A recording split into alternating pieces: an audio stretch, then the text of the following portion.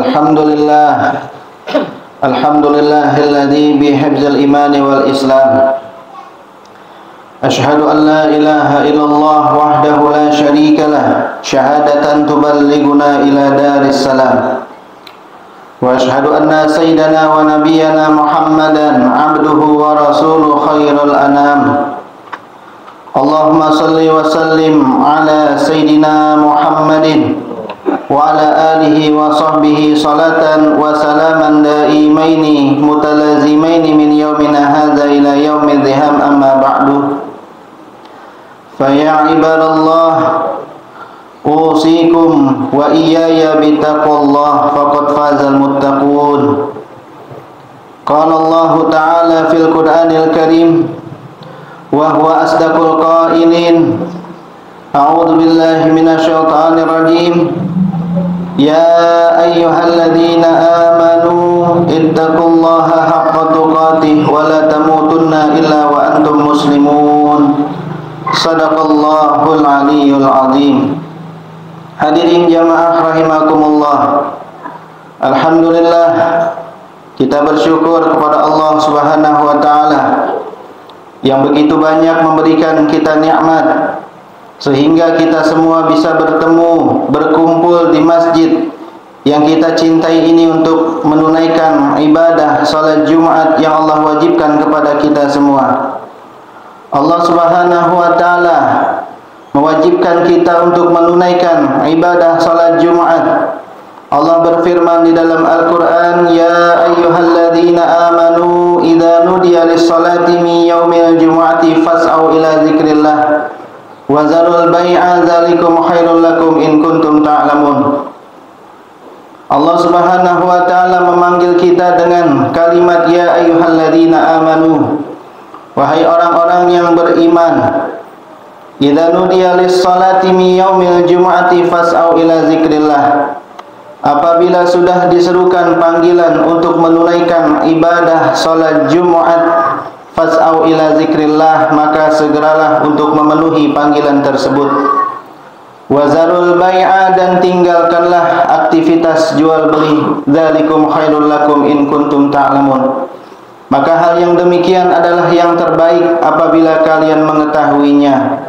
Alhamdulillah, kita semua sudah memenuhi panggilan Allah untuk menunaikan ibadah salat Jumat. Mudah-mudahan ibadah salat Jumat kita diterima oleh Allah Subhanahu wa taala. Dan juga kita doakan saudara-saudara kita, kawan-kawan kita yang mereka berkewajiban melaksanakan ibadah salat Jumat namun mereka belum dan tidak melaksanakan. Mudah-mudahan Allah beri mereka taufik hidayah sehingga mereka melaksanakan ibadah salat Jumat. Amin ya rabbal alamin. Hadirin jamaah rahimakumullah. Nabi kita, Nabi besar Muhammad sallallahu alaihi wasallam, beliau pernah bersabda di dalam satu hadisnya, sayati ala ummati zamanun yuhibbunal khamsa wa yansaunal khamsa. Nabi kita bersabda, akan datang satu zaman daripada umatku yang mereka mencintai yang 5 namun mereka melupakan yang 5. Apa diantaranya? Yuhibbunad dunya wa yansaunal akhirah. Akan datang nanti satu zaman daripada umat Nabi yang mereka begitu mencintai dunia namun mereka melupakan akhirat. Mereka begitu berambisi di dalam mengumpulkan dunia. Mereka berambisi di dalam mencari dunia, kekayaan dunia, kenikmatan dunia, kesenangan dunia, tapi mereka melupakan yaitu akhirat yang dikatakan oleh Allah Subhanahu wa taala, wal akhiratu khairun laka minal ula. Kehidupan di akhirat lebih utama daripada kehidupan di dunia. Kita lihat begitu banyak orang-orang yang melupakan kehidupan akhirat hanya sebatas untuk mendapatkan kesenangan dunia. Padahal andaikan seseorang dimasukkan ke dalam neraka satu hari, dikatakan wa inna yauman 'inda rabbika kalfi sanah mimma ta'uddun. Satu hari di akhirat sama seperti 1000 tahun dalam hitungan dunia. Na'udzubillah min dzalik. Oleh karena itu janganlah jadikan dunia ini sebagai tujuan. melainkan akhirat sebagai tujuan kita sebagai orang yang beriman. Kelak kita dimasukkan ke dalam surganya Allah Subhanahu wa taala. Amin ya rabbal alamin. Kemudian yang kedua, wa yuhibbunal hayata wa yansaunal mauta. Akan datang nanti satu zaman daripada umat Nabi yang mereka sangat mencintai kehidupan, akan tetapi mereka melupakan kematian. Padahal kita semua pasti akan merasakan yang namanya kematian. Kullu nafsin dha'iqatul maut. Setiap jiwa pasti akan merasakan kematian.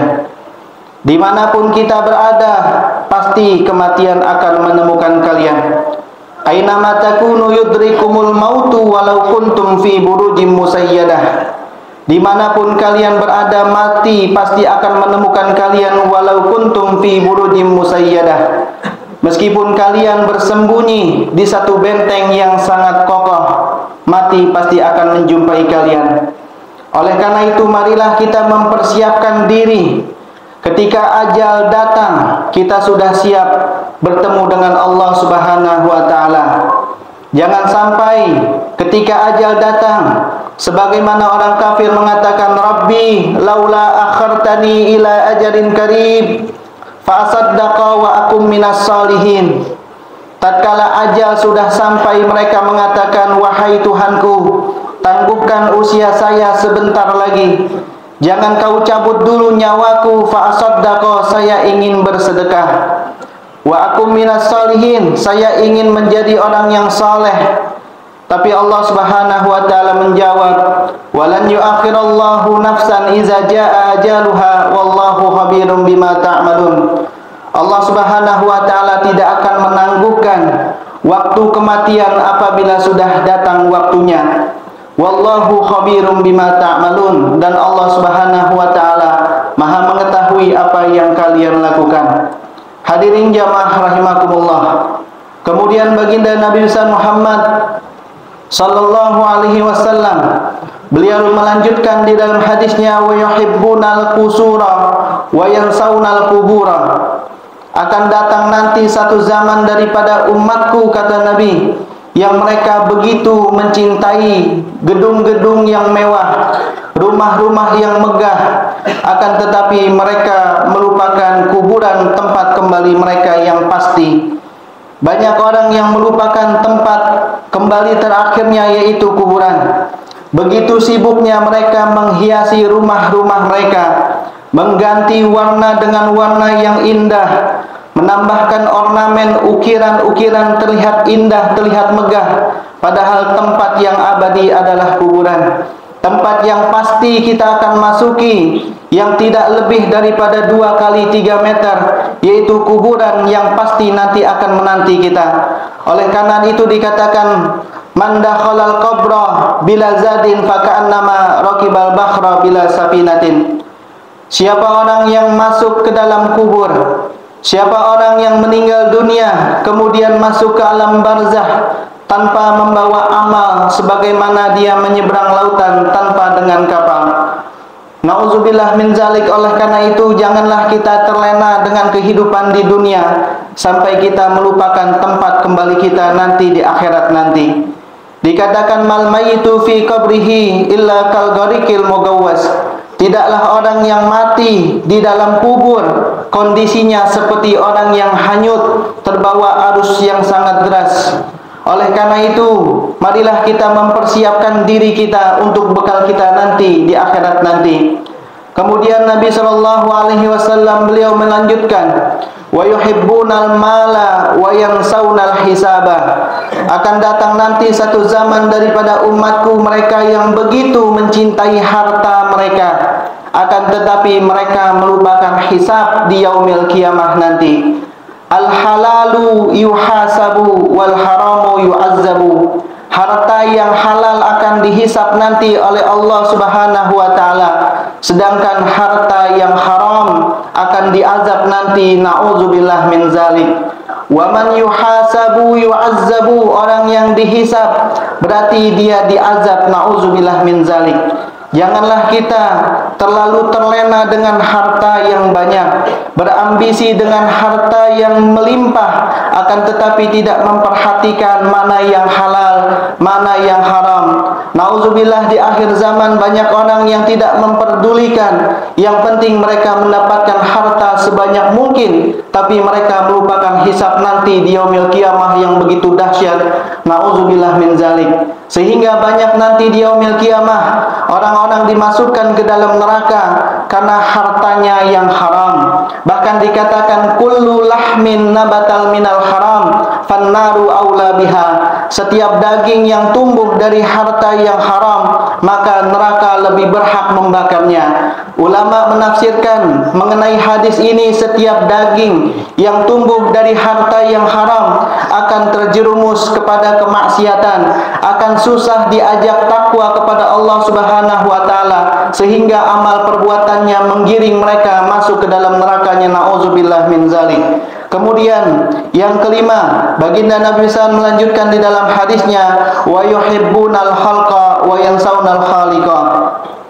Akan datang nanti satu zaman daripada umatku mereka yang begitu mencintai makhluknya, mereka begitu mencintai ciptaannya, tapi mereka melupakan sang pencipta, yaitu Allah Subhanahu wa taala.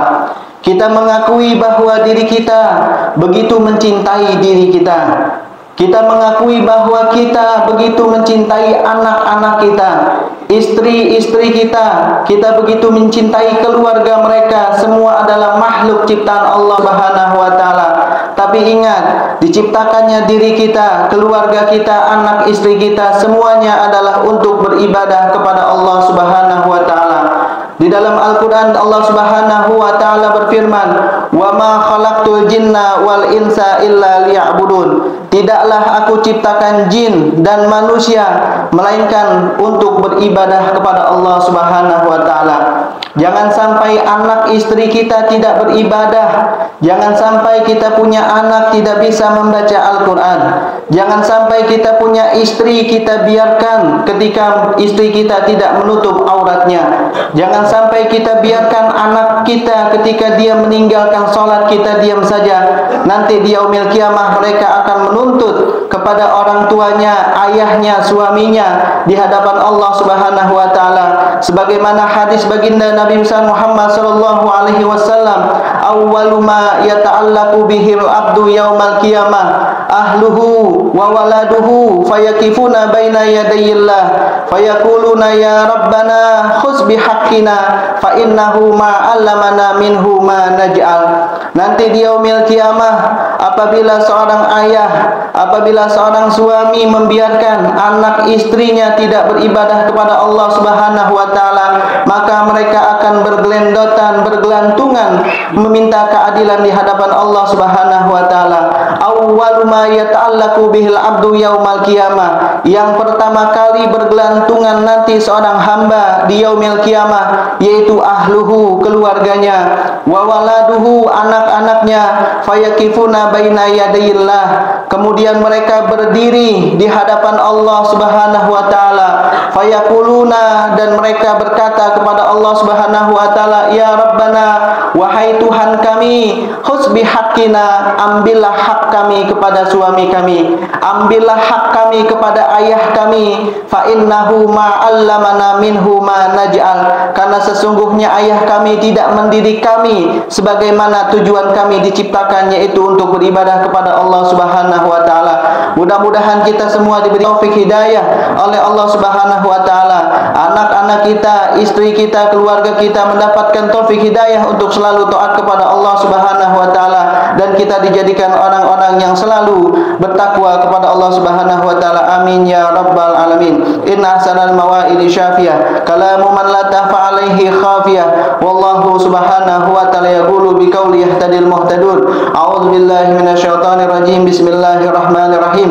Wal 'asri innal insana lafi khusrin illa إلا الذين آمنوا وعملوا الصالحات وتواصوا بالحق وتواصوا بالصبر. بارك الله لي ولكم في القرآن العظيم ونفعني وإياكم بما فيه من الآية والذكر الحكيم وتقبل مني ومنكم تلاوته إنه هو السميع العليم. أقول قولي هذا وأستغفر الله العظيم لي ولكم ولسائر المسلمين والمسلمات فاستغفروه إنه هو الغفور